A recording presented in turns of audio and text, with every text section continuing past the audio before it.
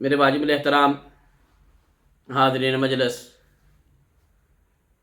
شعبان کا مہینہ چل رہا ہے اور یہ شعبان اسلامی مہینوں میں 8واں مہینہ شمار کیا جاتا ہے، اور اس مہینے میں اللہ رب العالمین کے پیارے حبیب حضرت محمد مصطفیٰ صلی اللہ تعالی علیہ وسلم یکم شعبان سے لے کر 15 شعبان تک روزے رکھا کرتے تھے۔ آپ علیہ الصلاۃ والسلام کی ایک ترتیب تھی کہ رسول اللہ صلی اللہ تعالی علیہ وسلم ہر مہینے کی 13، 14 اور 15 تاریخ کو روزہ رکھا کرتے تھے۔ اس کو ایام بیس کہا جاتا ہے۔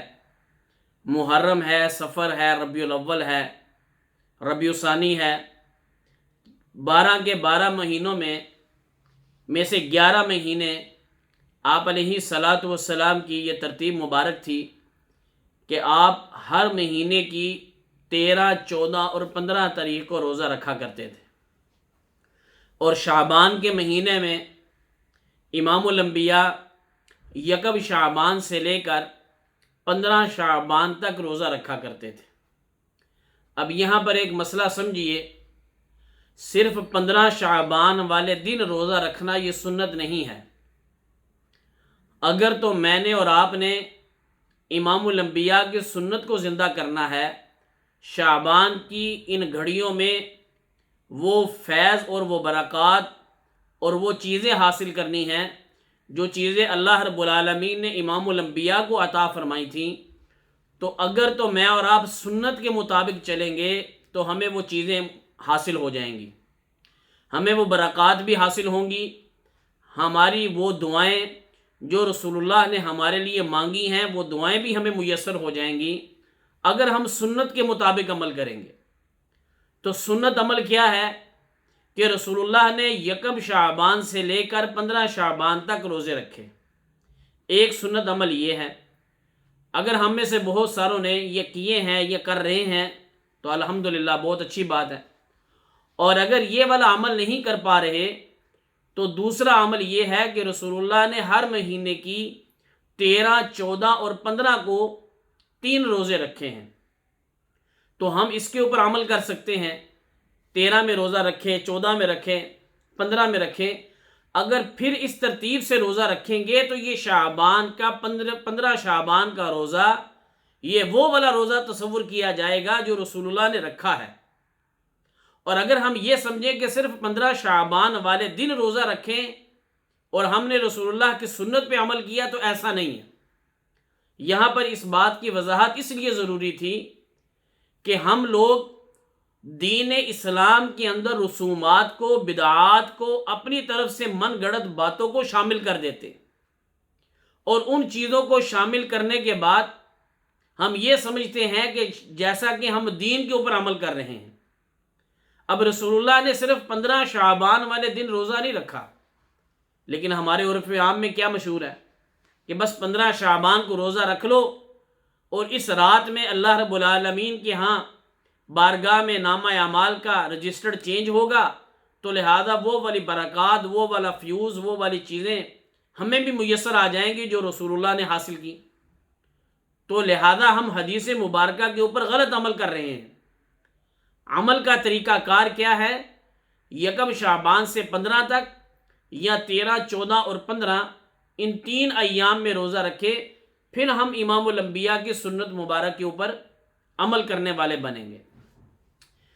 دیکھیے، اس رات میں اللہ رب العالمین فرشتوں کو سپرد کرتے ہیں انسان کے نامہ اعمال کہ اس سال میں اس کو کتنی روزی ملے گی، اس سال میں اس کو کتنی تندرستی ملے گی، اس سال میں اس کو کتنی بیماری ملے گی، اس سال میں اس کے اوپر کتنی مصیبتیں اور پریشانیاں آئیں گی، اس سال میں اس کو کتنی تکالیف پہنچائی جائیں گی، اس کو کتنے دکھ ملیں گے۔ اس سال میں 1 سال تک کا پیریڈ جو ہے اللہ رب العالمین انسانوں کا اپنے فرشتوں کے سپرد فرما دیتے ہیں۔ آپ علیہ الصلاۃ والسلام اس رات میں دعا کیا فرمایا کرتے تھے؟ یہ بہت میرے اور آپ کے لیے ضروری چیز ہے۔ اس دعا کو یاد کرنے اور سمجھنے سے پہلے کچھ چیزوں کو یاد کریں کہ آپ علیہ الصلاۃ والسلام نے فرمایا کہ یہ اتنی بابرکت رات آنے والی ہے، اتنی مبارک گھڑیاں آنے والی ہیں کہ اگر کسی انسان کے گناہ، وہ مرد ہیں یا خواتین، فرمایا اگر ان کے گناہ بنو قلب کی بکریوں کے بالوں کے برابر بھی ہوں گے تو اللہ رب العالمین اس کے گناہوں کو معاف فرما دیتے ہیں، کیونکہ اس رات میں اللہ رب العالمین چاہتے ہیں کہ ہر انسان اپنے گناہوں سے توبہ کر لے۔ اور اس کو معاف کرنے کی غرض کیا ہے؟ کیونکہ آگے رمضان کا مہینہ آ رہا ہے، اور وہ مہینہ آ رہا ہے جس مہینے کے بارے میں رسول اللہ صلی اللہ تعالی علیہ وسلم نے فرمایا کہ اللہ فرماتے ہیں کہ یہ میرا مہینہ ہے، الصوم لی، کہ روزہ میرے لیے ہے، یہ رمضان میرا مہینہ ہے۔ تو اللہ رب العالمین یہ چاہتے ہیں کہ میرا بندہ بھلے یہ گناہ گار ہی کیوں نہیں ہے، میرے پاس آنے سے پہلے یہ اپنے تمام گناہوں کی معافی مانگ لے اور میں اس کو معاف بھی کر دوں تاکہ یہ رمضان میں صحیح معنی میں رمضان سے لطف اندوز ہو سکے۔ تو ایک تو ہمیں رمضان کی تیاری بھی اسی مہینے میں کرنی چاہیے۔ تیاری کا مطلب کیا ہے؟ کہ ہم اپنی عبادات کی جگہ متعین کریں۔ ہم اپنے رمضان المبارک میں، رمضان کے آنے سے پہلے اپنے گھر کی تمام ضروریات جو رمضان میں بھی ہم بازار سے پوری کرتے ہیں ان چیزوں کو ابھی سے پورا کر لیں۔ اپنی عید کی شاپنگ جو ہے اس کو بھی ابھی سے ہی کر لیں۔ اسی طریقے سے اور ضروریات جو ہیں اپنی رمضان سے پہلے اس کو کمپلیٹ کریں تاکہ رمضان المبارک سے یکسوئی کے ساتھ اور اللہ تعالیٰ کے ساتھ یکسوئی کے ساتھ جو ہے ہم عبادات کر سکیں، اپنے رب سے اپنی غلطیوں کی معافی مانگ سکیں، اپنے رب سے اپنے لیے رزق کی فراوانی مانگ سکیں، اپنے رب سے اپنی اولاد کے لیے نیک اور صالح ہونا مانگ سکیں، اپنے رب سے اپنے والدین اگر حیات ہیں تو ان کے لیے زندگی اور تندرستی مانگ سکیں، اگر والدین وفات پا چکے ہیں تو ان کے لیے اللہ سے درجات کی بلندی مانگ سکیں۔ تو یہ تبھی ممکن ہوگا جب ہم رمضان المبارک کی گھڑیاں آنے سے پہلے ہم رمضان کی تیاری کر سکیں۔ یہ عرف عام میں مشہور ہے، اگر ہم نے کسی جگہ پہ سفر پہ جانا ہو تو ایسا تو نہیں ہوتا کہ ادھر گاڑی کی ٹکٹ کروائی اور ادھر سے فوری طور پر تیاری شروع کر دی۔ لا محالہ اگر 3 یا 4 دن یا 5 دن کے بعد جانا ہے اور کسی لمبے سفر پہ جانا ہے تو ہم اتنے ہی ایام کے لیے زاد راہ اپنے ساتھ لے کر چلتے ہیں، اتنے ہی ایام کے لیے اپنی تیاری اپنے گھر سے کر کے چلتے ہیں تاکہ ہمیں وہاں پر جانے میں کوئی پرابلم اور تنگی محسوس نہ ہو۔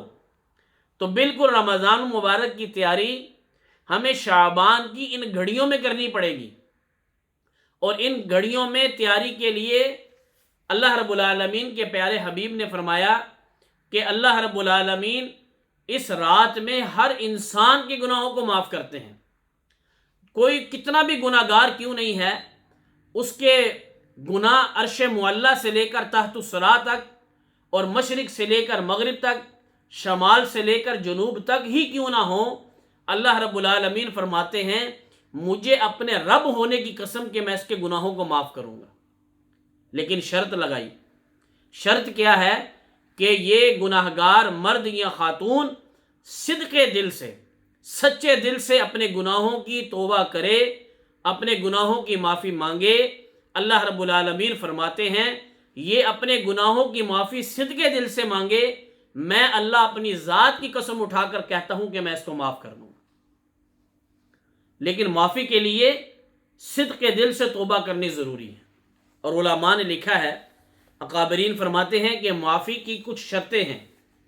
پہلے نمبر پر انسان اپنی جو گناہ کیے ہوئے ہیں ان گناہوں کے اوپر یہ معافی مانگے کہ یا اللہ میں نے واقعی آپ کی نافرمانی کی ہے۔ آج تو اللہ معاف کرے ہماری صورتحال یہ ہے کہ ہم گناہ بھی کرتے ہیں اور اس گناہ کے اوپر دلیل بھی پیش کرتے ہیں کہ یہ گناہ میں نے اس غرض سے نہیں کیا۔ ہوتا گناہ ہے لیکن اس گناہ کو کہ میں نے یہ عمل کیا ہے لہٰذا یہ گناہ نہیں ہے، اس کو اس انداز میں پیش کریں گے کہ اپنی ذات کے لیے دلیل کے طور پر بیان کرتے ہیں کہ گناہ تو ہے لیکن میں نے گناہ کی غرض سے نہیں کیا، اللہ کی نافرمانی تو ہے لیکن میں نے نافرمانی کی بنیاد پہ نہیں کی۔ تو اس لیے فرمایا کہ سب سے پہلے ضروری کیا ہے کہ جب گناہ کی معافی مانگنی ہے تو پہلے اپنے گناہوں کا اقرار ضروری ہے کہ یا اللہ میں اپنے گناہوں کا اقرار کرتی ہوں کہ واقعی میں نے یہ گناہ کیے ہیں، یا الہ العالمین آپ میرے گناہوں کو معاف فرما دیجیے۔ اور دوسرے نمبر پہ کیا فرمایا کہ آپ یہ اپنی دل کے اندر نیت کریں اور اس چیز کے اوپر پختہ ہونے کی کوشش کریں کہ آئندہ ان گناہوں کو میں نہیں کروں گا۔ جن گناہوں کے اوپر معافی مانگی جا رہی ہے ان گناہوں کو میں آئندہ زندگی میں کبھی بھی رپیٹ نہیں کروں گا۔ پھر اللہ رب العالمین فرماتے ہیں کہ تمہاری یکسوئی اور تمہاری استقامت اس بات کے اوپر دلیل ہے کہ تم آئندہ گناہ نہیں کرو گے، تو لہٰذا میں تمہارے گناہوں کو معاف کر دیتا ہوں۔ اور تیسرے نمبر پہ فرمایا کہ جو گناہ سرزد ہو چکے ہیں اپنے رب سے آنکھوں میں آنسو بہا کر اپنے رب سے توبہ کرو، اللہ رب العالمین ان باتوں پہ تمہارے گناہوں کو معاف فرما دیں گے۔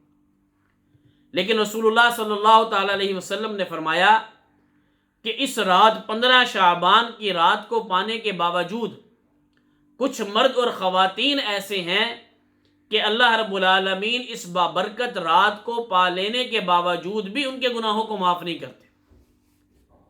اللہ رب العالمین ہم سب کی ان گناہوں سے حفاظت فرمائے۔ ذرا آپ ایک سیکنڈ کے لیے اس بات کو امیجن کریں، کتنی بڑی یہ بات ہے۔ وہ اللہ جس انسان نے پوری زندگی اللہ کی نافرمانی کی، پوری زندگی اللہ کے ساتھ اعلان جنگ کیے رکھا، پوری زندگی اللہ کے ساتھ بغاوت کی ہے، اور وہ اللہ رب العالمین کہتے ہیں کہ یہ ایک دفعہ صدق کے دل سے معافی مانگے، میں اللہ اپنی ذات کی قسم اٹھا کے کہتا ہوں کہ میں اس کو معاف کر دوں۔ اور ذرا سوچئے کہ جب اللہ اس معافی میں یہ شرط لگائیں کہ میں باقیوں کو تو معاف کر دوں گا لیکن کچھ گناہ ہے جس کی اللہ رب العالمین واضح طور پہ فرمائے کہ یہ گناہ جو کر رہا ہوگا میں اس کو معاف نہیں کروں گا۔ اب اس کا مطلب یہ نہیں ہے کہ جس نے زندگی میں یہ والے گناہ جو میں آپ کو بتاؤں گا، جس نے وہ گناہ کیے ہیں اللہ اس کو کبھی بھی معاف نہیں کریں گے، نہیں، اس کا یہ مطلب نہیں ہے۔ اللہ رب العالمین بڑے غفور اور رحیم ہیں، بڑے شفیق اور مہربان ہیں، اور یاد رکھیے اللہ رب العالمین بڑے قدردان ہیں۔ میں نے کیا لفظ بولا؟ اللہ بڑے قدردان ہیں۔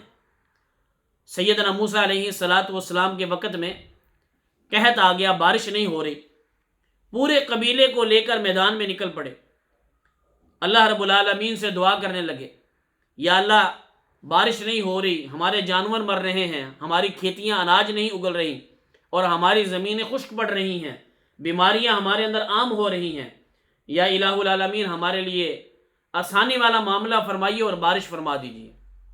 اللہ رب العالمین نے کیا کہا؟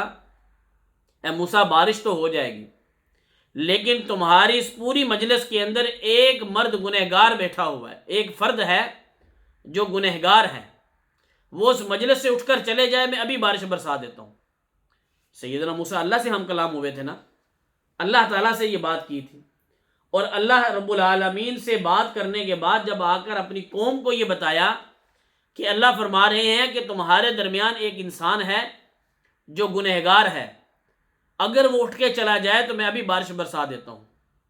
اللہ اکبر۔ جب اس کو یہ بات سنی، جو خود گنہگار تھا، جب اس نے یہ بات سنی تو وہ دل ہی دل میں اللہ سے باتیں کر رہا ہے۔ اللہ کے ساتھ دشمنی کتنی بڑی ہے کہ اللہ اس کے گناہوں کی وجہ سے بارش نہیں برسا رہے، اور اللہ رب العالمین اس کو اپنا واضح طور پر دشمن تسلیم کر رہے ہیں، اور وقت کے پیغمبر کو یہ بات کہہ رہے ہیں کہ اتنی دیر تک بارش نہیں برساؤں گا جب تک کہ وہ مجلس میں سے نہ اٹھ جائے۔ لیکن اس نے کیا کیا؟ اللہ رب العالمین سے باتیں کرنے لگا، واہ میرے ربا تو بھی عجیب ہے، اتنی دیر سے میں گناہ کر رہا ہوں، تیری نافرمانیاں کر رہا ہوں، تیرے ساتھ بغاوت کر رہا ہوں، تو نے تب تو مجھے میرا جو ہے وہ پردہ فاش نہ کیا۔ اور جب سارے لوگوں کو بارش کی ضرورت ہے اور تو میرے ہی عیبوں کو واضح کر رہا ہے۔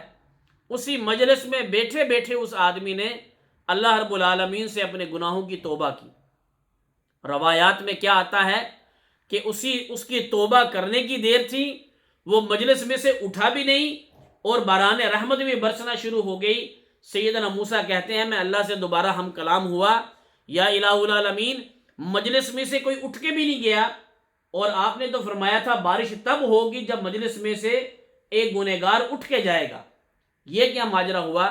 آگے اللہ رب العالمین نے بڑا پیارا جواب ارشاد فرمایا، موسیٰ اس نے میرے ساتھ دوستی کرنی ہے، وہ میرا دوست بن گیا، ولی اللہ۔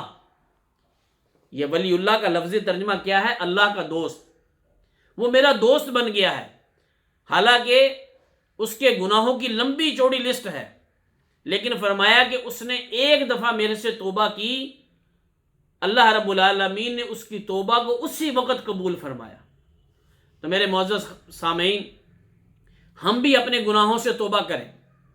یہ گھڑیاں، یہ اللہ نے جو مجھے اور آپ کو زندگی عطا فرمائی ہے، جو صحت عطا فرمائی ہے، جو زبان ابھی تک میری اور آپ کی صحیح کام کر رہی ہے، جو دماغ ابھی تک صحیح کام کر رہا ہے، جو آنکھیں ابھی تک صحیح دیکھ رہی ہیں، جو میرے اور آپ کے کان ابھی صحیح سن رہے ہیں، میرا اور آپ کا دل صحیح دھڑک رہا ہے، ہمارے اوپر یہ اللہ کا کتنا بڑا فضل اور کرم ہے کہ اللہ ہمیں معافی مانگنے کی مہلت عطا فرما رہے ہیں۔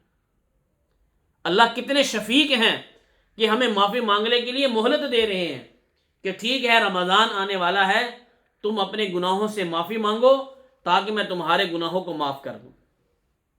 تو لیکن کچھ گناہ ایسے ہیں کہ اللہ رب العالمین فرماتے ہیں کہ میں ان پہ بہت ناراض ہوں۔ میں اس کو اپنی زبان میں یوں کہتا ہوں، اپنے الفاظ میں، کہ اللہ فرماتے ہیں کہ میں جتنا مرضی مہربان ہوں، شفیق ہوں، کریم ہوں، لیکن کچھ گناہ ایسے ہیں کہ ان گناہوں کے کرنے والوں کے لیے میں قہار ہوں، جبار ہوں، میں عادل ہوں، میں انصاف کرنے والا ہوں، میں اپنے غضب کے اندر آ جاتا ہوں۔ کچھ گناہ ایسے ہیں کہ ان گناہوں کے اوپر میری رحمت حاوی نہیں ہوتی، بلکہ میرا غصہ اور میرا غضب حاوی رہتا ہے۔ تب کب تک؟ جب تک وہ انسان ان گناہوں سے معافی نہ مانگ لے۔ تو فرمایا کہ سب سے پہلے انسان، اللہ رب العالمین اس مرد اور خاتون کو اللہ رب العالمین اس رات میں بھی معاف نہیں فرماتے جو شرک کرنے والے ہیں۔ مشرک آدمی، مشرک مرد یا مشرک خاتون، اللہ رب العالمین اس رات میں اس کو پا لینے کے باوجود بھی اللہ اس کو معاف نہیں کریں گے۔ آج ہماری زندگیوں میں چھوٹے چھوٹے بڑے شرک موجود ہیں، اور وہ اتنے زیادہ ہیں، ہم تو کہتے تھے نا کہ وہ 313 بت بیت اللہ کے اندر رکھے ہوئے ہیں، ہم ان کو مشرک کہتے تھے۔ لیکن معذرت کے ساتھ مجھے یہ جملہ، میں بڑے محتاط ہو کے یہ بات کہہ رہا ہوں، شاید اس سے بھی زیادہ چھوٹے چھوٹے بت اور چیزیں ہمارے دل کے اندر موجود ہیں۔ ہم دنیا کی لالچ میں لگے ہوئے ہیں، ہم پیسے کی ہرس کے پیچھے بھاگ رہے ہیں، ہم اپنی دنیا حاصل کرنے کے لیے مغرور ہو چکے ہیں، اور اس دنیا کو حاصل کرنے کے لیے نعوذ باللہ ایسے ایسے حربے استعمال کر لیتے ہیں، سود والی لعنت کے اندر مبتلا ہو جاتے ہیں، ناجائز کام کرنے لگ جاتے ہیں، یتیموں کا مال کھانا شروع کر دیتے ہیں، اپنے مساکین کا مال کھانا شروع کر دیتے ہیں۔ ہم لوگ بھی شرک کے اندر مبتلا ہوتے ہیں۔ ایک شرک ہے رزق کو کمانے کے لیے، اور دوسرا شرک کیا ہے؟ اپنی اولاد کو حاصل کرنے کے لیے۔ کتنے لوگ اس بات کے اوپر شرک کرتے ہیں، حالانکہ فرمایا تمہارا خالق اللہ، تمہارا مالک اللہ، تمہارا رازق اللہ، تمہیں اولاد دینے والا اللہ، تمہیں بیٹے اور بیٹیاں دینے والا اللہ، تمہاری تمام ضروریات اور حاجات کو پورا کرنے والا اللہ۔ لیکن اس کے باوجود ہم ایسے لوگوں کے پیچھے بھاگتے ہیں کہ جن کے جسم اور جن کی ظاہری وضاحت بھی اللہ والی نہیں ہوتی، لیکن ان لوگوں کے پیچھے بھاگ کر ان سے اپنی اولاد مانگتے ہیں، ان سے اپنی ضروریات زندگی صحیح کروانے کے لیے ان لوگوں کے پیچھے بھاگتے ہیں، اور شرک کی زندگی کے اندر مبتلا ہو جاتے ہیں۔ فرمایا قل هو اللہ احد، اللہ ایک ہے، کوئی اس کے ساتھ نہیں ہے، کوئی اس کا ساجی نہیں ہے، نہ اس کا کوئی بیٹا ہے، نہ کوئی بیٹی ہے، نہ اس کا کوئی گھر خاندان۔ اللہ رب العالمین ہر چیز سے پاک اور صاف ہے، لیکن اس کے باوجود لوگ اللہ کے ساتھ ان ذات کو، ان لوگوں کو بھی شریک کر دیتے ہیں کہ جیسے اللہ میری ضرورتیں پوری کرتا ہے، ایسے یہ فلاں اللہ والا بھی میری ضرورت پوری کر سکتا ہے، یہ فلاں بزرگ بھی میری مصیبت دور کر سکتے ہیں۔ اللہ کے علاوہ دنیا میں کوئی کسی کی مصیبت دور نہیں کر سکتا، اللہ کے علاوہ کوئی کسی کو دنیا کی کوئی پریشانی دور نہیں کر سکتا، اللہ کے علاوہ ہمیں کوئی اولاد نہیں دے سکتا، اللہ کے علاوہ ہمیں کوئی رزق نہیں دے سکتا۔ تو ہاں، اس لیے اپنے آپ کو شرک والی لعنت سے بچائیں، اللہ کے ساتھ کبھی کسی کو شریک نہ ٹھہرائیں۔ تو فرمایا کہ پہلے نمبر پر مشرک آدمی جو شرک کرنے والا ہے، اللہ رب العالمین اس کو بھی اس رات میں بخشش نہیں فرماتے، اللہ اس کو معاف نہیں فرماتے تا وقت کہ وہ اپنے شرک سے توبہ نہ کر لے۔ اب ہمیں کیسے پتہ چلے گا کہ ہم نے اب تک کیا شرک کیا ہے، کیا نہیں کیا؟ کون سا کام ہم زندگی میں ایسا کر رہے تھے کہ اگر ہم کسی عالم کو جا کے بتائیں تو وہ کہے گا جناب یہ تو شرک کر رہے تھے؟ اب ہمیں تو نہیں پتہ، اگر پتہ ہوتا تو ہم شرک کرتے۔ لیکن فرمایا کہ اگر ہم نے انجانے میں کر چکے ہیں تو ہم ان گھڑیوں میں 15 شعبان آنے سے پہلے، ابھی 2 دن میرے اور آپ کے پاس ہیں، ان گھڑیوں میں اللہ سے یوں توبہ کریں، یا اللہ جانے میں یا انجانے میں اگر میں نے آپ کے ساتھ کسی کو شریک ٹھہرایا، اے میرے ربا تجھے تیرے رب ہونے کا واسطہ کہ تو مجھے اس گناہ سے معاف فرما دے، تو اللہ کہتے ہیں میں معاف کر دوں۔ اور دوسرے نمبر پہ کیا فرمایا کہ جادوگر، جادو کرنے والے، جادو کرنے والا مرد، جادو کرنے والی عورت، فرمایا اللہ رب العالمین اس کو بھی اس رات میں معاف نہیں فرماتے۔ اب اس کا مطلب یہ نہیں ہے کہ اگر آپ نے آپ کے بچے کے اوپر جادو ہو گیا اور آپ اس جادو کا علاج کروانے کے لیے گئے تو یہ غلط ہے، ایسی بات نہیں ہے۔ غلط جادو کروانا، میاں بیوی میں جھگڑا کروانے کے لیے جادو کروانا، کسی کے کاروبار کو بند کروانے کے لیے جادو کروانا، کسی کو گھر کے اندر تنگ کرنے کے لیے جادو کروانا، اور کسی بہن بھائیوں میں، عزیز و اقارب میں لڑائی کروانے کے لیے جادو کروانا، اس قسم کے جادو کے بارے میں فرمایا کہ جو یہ جادو کروائے گا اللہ رب العالمین اس رات میں اس کی بھی بخشش نہیں فرمائیں گے۔ اگر ہم سے غلطی ہوئی ہے جانے میں یا انجانے میں، انسان ہے، کہیں سے دکھ تکلیف پہنچے تو ہم بھی متبادل اس کو دکھ دینا چاہتے ہیں، انسان ہے نا، کمزور ہے یہ، لیکن فرمایا کہ اس رات کو آنے سے پہلے اگر ہم اس گناہ سے معافی مانگ لے، توبہ کر لے، تو اللہ ہمیں معاف فرما دیتے ہیں۔ تیسرے نمبر پہ فرمایا کاہن آدمی، یہ جو ہاتھ دکھاتے ہیں لوگوں کو جا کر کہ میری قسمت کیا ہے، میری تقدیر کیا ہے، آپ مجھے یہ بتا دیں، یہ ایک باضابطہ علم ہے، اس پہ کوئی شک نہیں ہے، یہ ایک علم ہے۔ جس طریقے سے ڈاکٹری لوگ سیکھنے کے بعد اس کی پریکٹس کرتے ہیں اور اس کے اوپر ان کو پتہ چلتا ہے کہ اس کے اندر یہ بیماری کی علامات آنے والی ہیں، نہیں آنے والی، یا یہ کتنے دن زندہ رہ سکتا ہے اس بیماری کی کنڈیشن کی بنیاد پہ، بالکل اسی طرح یہ ایک علم ہے۔ لیکن فرمایا کہ مسلمان اپنا ہاتھ دکھلائے اور اس سے اپنی تقدیر کے بارے میں پوچھے، یہ مسلمان کی شان نہیں۔ کس لیے؟ والقدر خیرہ وشرہ من اللہ تعالی، کیونکہ میرا اور آپ کا یہ ایمان اور ہے، ہمارا ایمان یہ ہے کہ کوئی بھی اچھائی ہوگی، کوئی بھی میرے ساتھ برا ہوگا، وہ تو میرے رب کی طرف سے ہے، میرے ہاتھ دکھانے کی بنیاد پہ نہیں ہے۔ لیکن لوگ جب یہ عمل کرتے ہیں، فرمایا اللہ رب العالمین کو یہ عمل پسند نہیں ہے۔ علم تو ہے، علم تو موجود ہے یہ دنیا کے اوپر، لیکن فرمایا کہ مسلمان یہ کام کرے، اللہ رب العالمین کو اس کا یہ عمل پسند نہیں۔ چوتھے نمبر پہ فرمایا بغض رکھنے والے، ہاں، بغض، حسد، کینہ، کسی کے ساتھ بغض رکھنا، فرمایا کہ جو بغض رکھنے والے ہیں اللہ رب العالمین کو یہ لوگ بھی پسند نہیں۔ ایسے فضول میں بہن بھائیوں کے درمیان میں بغض، ایسے فضول میں ایک دوسرے عزیز کے کاروبار کے اوپر بغض رکھنا، حالانکہ یہ بغض کرنے والا بیچارہ اس کا کچھ بگاڑ نہیں سکتا، کچھ بھی نہیں بگاڑ سکتا، لیکن ایسے ہی اپنے بغض کے اندر خود بخود سڑ رہا ہے، کر بغض اس کے ساتھ رہا ہے، لیکن اس بغض کی وجہ سے اس کو کہہ بھی نہیں کچھ سکتا اور جو ہے خود اندر ہی اندر سڑ رہا ہے. بھئی ایسے سڑنے کا تجھے کیا فائدہ؟ اس سے اچھا تو یہ ہے کہ اگر تم اس کی نعمت کو دیکھو، اس کے اوپر اللہ کی رحمت کو دیکھو، تو یہ کہو کہ یا اللہ جیسے آپ نے اس کے اوپر رحمت کی ہے میرے اوپر بھی رحمت کر دیجئے، جیسے آپ نے اس کو نعمت سے نوازا ہے میرے مولا آپ مجھے بھی اس نعمت سے نواز دیجئے. اگر آپ اللہ سے دعا کر لیں گے آپ بغض کرنے والے بھی نہیں بنیں گے، اور جو چیز آپ چاہ رہے ہیں اللہ آپ کو وہ میسر بھی کر دیں گے. تو اس لیے بغض سے بچنا چاہیے. 5ویں نمبر پہ فرمایا کہ باجا بجانے والا. اس باجا بجانے والے سے مراد صرف وہ باجا ایک مخصوص آلہ ہوتا ہے وہ مراد نہیں ہے، بلکہ میرے امام الانبیاء نے فرمایا کہ جس گھر سے گانا بجانے کی آواز آئے، فرمایا کہ جس گھر سے گانا بجانے کی آواز آئے آج یا کل کسی نہ کسی وقت میں وہ گھر زناز کا اڈا ضرور بنے گا. اس گھر میں زنا کا عمل ضرور ہوگا، کیونکہ میرے امام الانبیاء نے فرمایا کہ اللہ نے تو مجھے دنیا میں بھیجا اس لیے ہے کہ میں موسیقی کے آلات کو توڑوں، میں گانے بجانے کے آلات کو توڑوں، میں ان چیزوں کو توڑوں کہ جس کی وجہ سے لوگ اللہ سے دور ہوتے ہیں، لوگ اللہ کے غیر کی طرف متوجہ ہوتے ہیں. فرمایا کہ میں تو ان آلات کو توڑنے کے لیے آیا ہوں. اب اس کا مطلب یہ نہیں ہے آپ کے گھر کے اندر اگر ٹی وی ہے تو اس کے اندر گانے بجانے ہیں.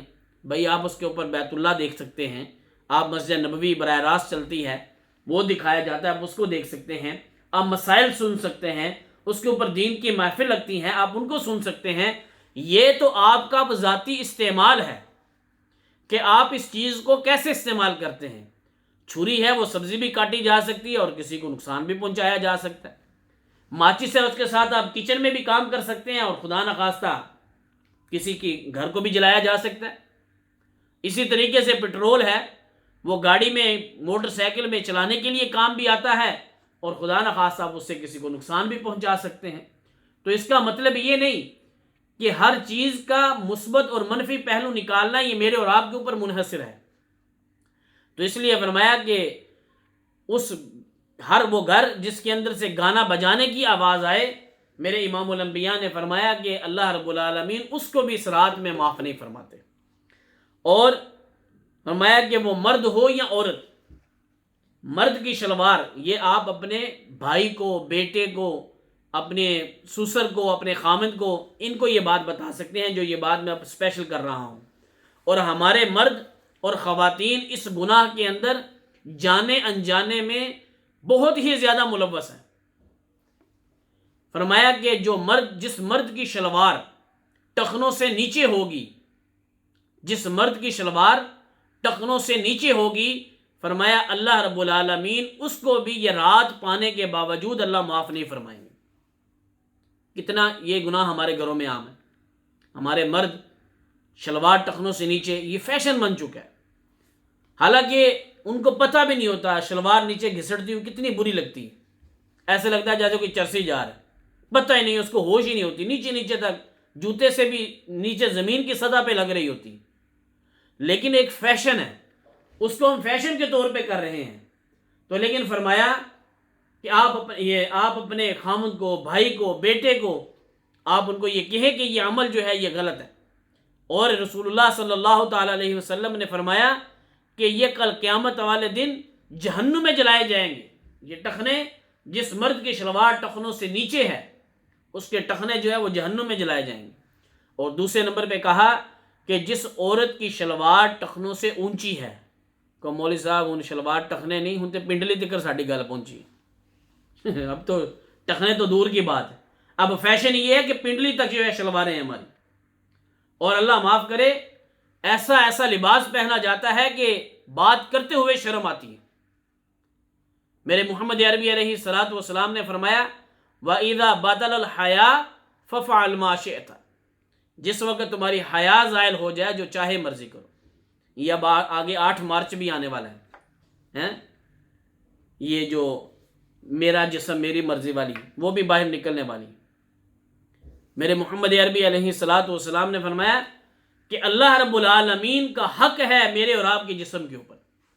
اللہ رب العالمین نے میرے اور آپ کے مال، میرے اور آپ کے جسموں کو جنت کے عوض میں اللہ نے سودا کر لیا ہے کہ اگر تم اپنے جسم کو، اپنے لباس کو میرے محمد عربی کی سنت کے مطابق اگر اپناؤ گے تو اس کے بدلے میں نے تمہارے ساتھ جنت الفردوس کا سودا کر لیا۔ اب یہ میری اور آپ کی مرضی نہیں ہے، اور سب سے زیادہ محفوظ دین جو ہے اسلام ہے، سب سے زیادہ محفوظ۔ جتنی عزت اور احترام، جتنا مقام اللہ رب العالمین نے عورت کو اسلام کے اندر دیا ہے، آپ پوری دنیا کے مذاہب اٹھا کر دیکھ لیں، کسی ایک مذہب کے اندر بھی عورت کو اتنا تحفظ نہیں ہے۔ ایون کہ آپ عرب کے لوگوں کو اٹھا کر دیکھ لیں، عرب کے اندر بھی عورت کو اتنا تحفظ نہیں تھا، اتنا مقام نہیں تھا کہ جتنا مقام اللہ رب العالمین کے پیارے حبیب کی وجہ سے ہمیں دین میں ملا ہے۔ تو بہرحال فرمایا کہ جس گھر کے اندر سے گانے بجانے کی آواز آئے وہ بھی گھر جو ہے اس کو بھی اللہ معاف نہیں فرماتے، اور جس عورت کی شلوار ٹخنوں سے اونچی ہوگی اور جس مرد کی شلوار ٹخنوں سے نیچے ہوگی، اس رات کو پانے کے باوجود اللہ اس کو بھی معاف نہیں فرماتے۔ آگے فرمایا زانی مرد اور زانی عورت، زانی مرد اور زانی عورت جو ہے اس رات کو پا لینے کے باوجود اللہ اس کے بھی گناہوں کو معاف نہیں کرتے۔ ایک ہے کہ کسی مرد نے یا کسی عورت نے بذات خود زنا نہیں کیا، لیکن وہ ایسی محفلوں میں جائے کہ جو زنا کی محفل ہے، یا وہ خود ایسا کام کرے کہ جو زنا کے اوپر اکساتا ہے، تو فرمایا کہ یہ بھی اسی کے زمرے کے اندر آئے گا۔ میں مثال دیتا ہوں، میرے محمد عربی علیہ الصلاۃ والسلام نے فرمایا ایسی خواتین جو اپنے لباس کو ایسے بن ٹھن کر بازار میں نکلیں کہ اس کے لباس کی بناوٹ کو، چمک کو، یا اس کے لباس کے اندر کچھ دانوں کے کھنکھنانے کو دیکھ کر مرد اس کی طرف متوجہ ہوں، فرمایا ایسی عورت کے اوپر بھی اللہ کی لعنت ہے۔ اور ایسا پرفیوم لگا کے نکلے کہ مرد اس کی طرف متوجہ ہوں، ایسا شوخ لباس پہن کر نکلے کہ مرد اس کی طرف متوجہ ہوں، فرمایا ایسی عورت کے اوپر اللہ کی لعنت۔ یہ میں کسی مولوی کا، کسی عالم کا یا کسی شیخ الحدیث کا فتویٰ نہیں سنا رہا ہوں آپ کو، میں آپ کو اللہ اور اللہ کے حبیب کا حکم سنا رہا ہوں، میرے محمد عربی کا فرمان سنا رہا ہوں۔ فرمایا کہ ایسے مرد اور عورت پہ اللہ کی لعنت، زانی مرد، زانی عورت، ایسی ان کو بھی اس رات میں اللہ رب العالمین معاف نہیں فرماتے۔ آگے فرمایا شراب پینے والا مرد یا شراب پینے والی عورت، وہ بھی اس رات میں اللہ رب العالمین اس کو بھی معاف نہیں کرتے تاوقتے کہ وہ اپنے گناہوں کے اوپر معافی نہ مانگ لے۔ آخر میں سب سے آخری والی جو بات ہے، اب آپ دیکھیے یہ حدیث کے اندر یہ ترتیب سے میں نے آپ کو سنائی ہیں باتیں۔ پہلے نمبر پہ مشرک، جادوگر، پھر کاہن، پھر بغض رکھنے والا، باجا بجانے والا، ٹخنوں سے شلوار نیچے رکھنے والا، زانی مرد، زانی عورت، اور اسی طریقے سے شراب پینے والا مرد، شراب پینے والی عورت۔ آخر میں رسول اللہ صلی اللہ تعالیٰ علیہ وسلم نے فرمایا قطع تعلق رکھنے والا مرد اور قطع تعلق رکھنے والی عورت اللہ رب العالمین اس رات کو پا لینے کے باوجود بھی اس کو معاف نہیں کرتے۔ آج ہم کتنا ایک دوسرے کے ساتھ ملتے ہیں، کتنا ایک دوسرے کے ساتھ تعلق رکھتے ہیں، یہ میرے اور آپ کے سامنے ہے۔ چھوٹی چھوٹی باتوں پر میں اور آپ ایک دوسرے سے ناراض ہو جاتے ہیں، معمولی باتوں پہ، اور جملہ کتنا بڑا بولتے ہیں کہ میں تو اس کے مرنے پہ بھی اس کا منہ نہ دیکھوں۔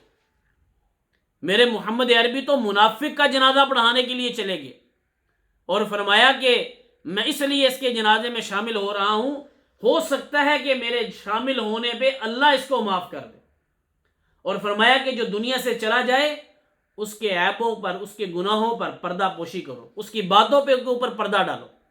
لیکن ہم تو مرو ہوں کو بھی قبروں سے نکال کے لے آتے اور ان کے اوپر باتیں کرتے ہیں۔ تو لہذا یہ کچھ وہ عوامل تھے، کچھ وہ خاص باتیں تھیں جو آج کی مجلس میں آپ کو بتانا ضروری تھی کہ شعبان کی سب سے بابرکت رات 15 شعبان آنے والی ہے، اور اس رات میں اللہ رب العالمین کے پیارے حبیب نے فرمایا قبیلہ بنو قلب کی بکریوں کے بال کے برابر بھی اگر کسی کے گناہ ہیں تو اللہ رب العالمین اس کے گناہوں کو معاف کر دیتے ہیں۔ میرے اور آپ کے لیے کتنی بڑی سعادت ہے کہ رمضان آنے والا ہے، اللہ کا مبارک مہینہ آنے والا ہے، اور اللہ کتنے مہربان ہیں کہ ہمیں تیاری کے لیے بھی موقع دے رہے ہیں۔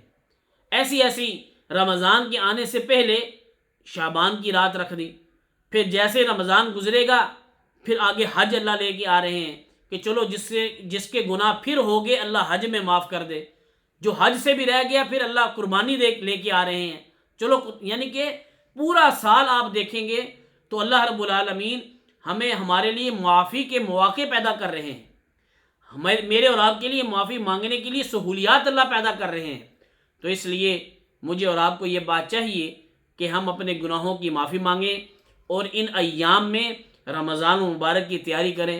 اللہ رب العالمین ہم سب کو ان باتوں پہ عمل کی توفیق عطا فرمائے۔ وآخر دعوانا ان الحمد للہ رب العالمین۔